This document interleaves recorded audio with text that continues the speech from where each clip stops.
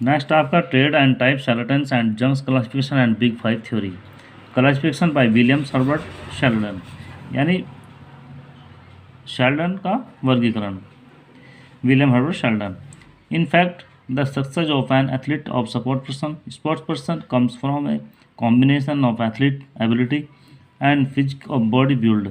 W.H. Sheldon classified personality of individuals into the following categories which are stated subsequently। वास्तव में एक athletics या आपका प्लेयर्स की सफलता उसकी जो एथलेटिक योग्यता और उसकी जो शरीर की बनावट या गठन या संयोजन होती है।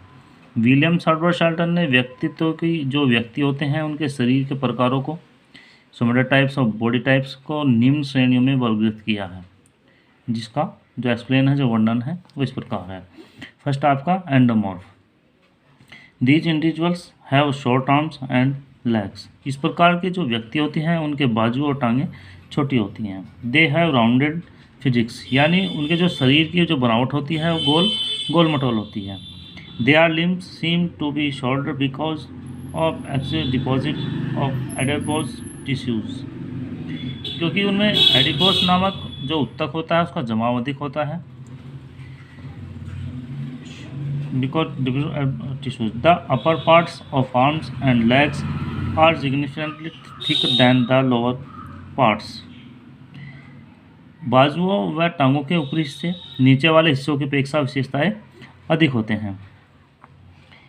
It is hard for them to lose weight, they have soft body।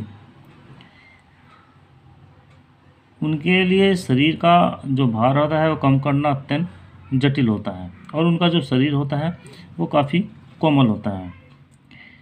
They have under developed muscles, they have a capacity for height, fat storage and becomes fat easily.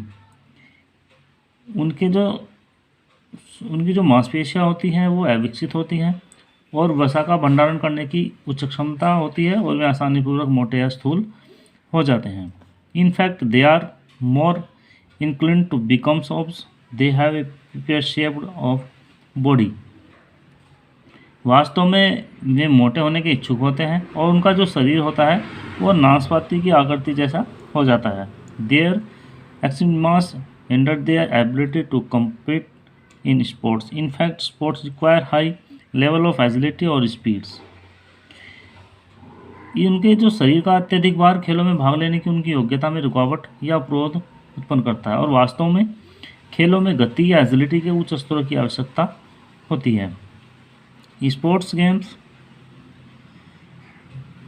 In fact sports require level of higher. Sports and games which require strength like weight lifting and power lifting are most suitable for endomorph.